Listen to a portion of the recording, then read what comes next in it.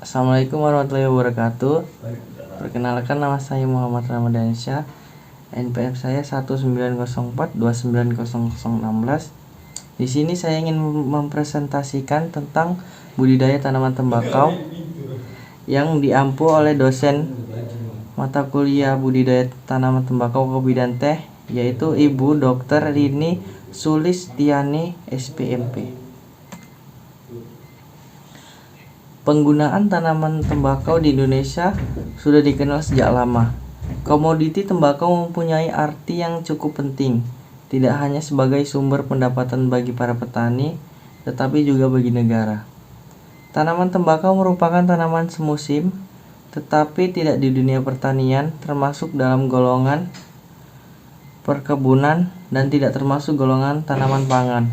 Tembakau daunnya digunakan sebagai bahan pembuatan rokok. Biologi tanaman tembakau. Tanaman tembakau berwarna hijau berbulu halus. Batang dan daun diliputi oleh zat perekat.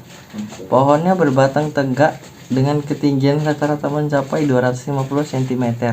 Akan tetapi kadang-kadang dapat mencapai tinggi sampai 4 meter apabila syarat-syarat tumbuh baik. Tanaman tembakau memiliki akar tunggang jika tanaman tumbuh bebas pada tanah yang subur sepanjang 0,75 meter.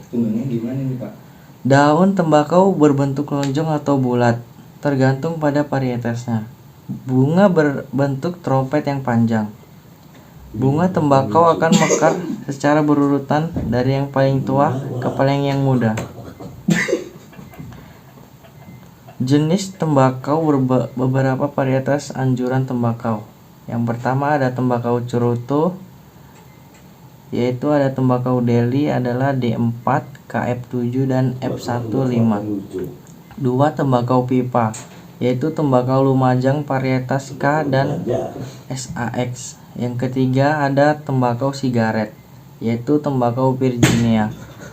4, tembakau asli atau ranjangan, varietas yang diunjurkan terdiri dari banyak varietas yang sesuai dengan pengembangannya. Syarat tumbuh tanaman tembakau. Yang pertama, iklim tanaman tembakau pada umumnya tidak menghendaki iklim yang kering ataupun iklim yang sangat basah. Yang kedua, tanah. Tembakau Delhi sangat cocok untuk jenis tanah aluvial dan andosol. Tanah regosol sangat cocok untuk tembakau Portland Laden dan Besuki. Pedoman budidaya tanaman tembakau. Yang pertama, pengolahan tanah. Pengolahan tanah dilaksanakan dengan menggunakan alat pertanian berupa hand tractor minimal 2 kali pembajakan. Penanaman dan pemupukan 45 hari sampai dengan 50 hari. Setelah benih ditabur, kita sudah mendapatkan bibit yang siap untuk dipindah tanamkan.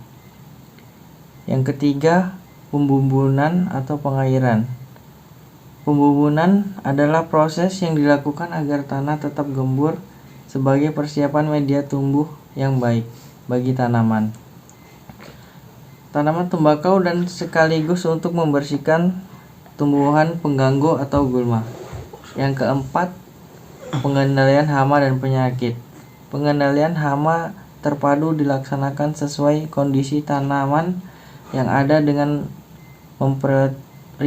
memprioritaskan penggunaan biopestisida dengan pengawasan secara berkala terhadap residu pestisida baik pada tanaman tembakau Virginia.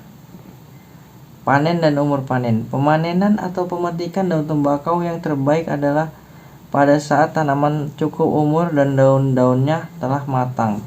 Petik yang dicirikan dengan warna hijau kekuningan. Pemetikan pada tingkatan ini akan menghasilkan krosok yang berwarna keabu-abuan atau val dan elastis. Baik, sampai di sini saja presentasi tentang budidaya tanaman tembakau, dan akan saya lanjutkan di materi budidaya tanaman kopi. Budidaya tanaman kopi. Tanaman kopi merupakan tanaman yang termasuk dalam famili Rubiaceae. Di dunia perdagangan dikenal dengan beberapa golongan kopi, tetapi yang paling sering dibudidayakan yaitu kopi Arabica, kopi Robusta, dan kopi Liberica. Negara asal tanaman kopi adalah Abyssinia yang tumbuh di dataran tinggi. Morfologi tanaman kopi. Pada umumnya, penanaman kopi berbunga setelah berumur sekitar 2 tahun. Kopi terdiri dari daging buah dan biji. Daging buah kopi terdiri atas 3 bagian, yaitu lapisan luar, exocarp,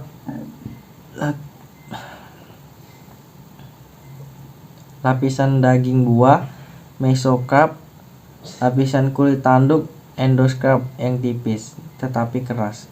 Buah kopi yang muda berwarna hijau, tetapi setelah tua menjadi kuning. Dan apabila telah masak, warnanya menjadi merah. Kulit buah kopi sangat tipis dan mengandung klorofil serta zat-zat warna lainnya. Daging buah terdiri dari 2 bagian, yaitu bagian luar yang lebih tebal dan keras serta bagian dalam yang sifatnya seperti gel atau lendir. Jenis-jenis kopi. Jenis-jenis kopi di dunia perdagangan dikenal beberapa golongan kopi, tetapi yang paling sering dibudidayakan hanya kopi Arabica, Robusta, dan Liberica. Menurut AA tahun 1980, terdapat 4 jenis kopi yang dibudidayakan, yakni 1. Kopi Arabica. Kopi Arabica merupakan kopi yang paling banyak dikembangkan di dunia maupun di Indonesia khususnya. Kopi ini ditanam pada dataran tinggi yang memiliki iklim kering sekitar 1350 sampai 1850 meter dari permukaan laut. Yang kedua, kopi Liberica. Jenis kopi ini berasal dari dataran rendah Monrovia di daerah Liberica.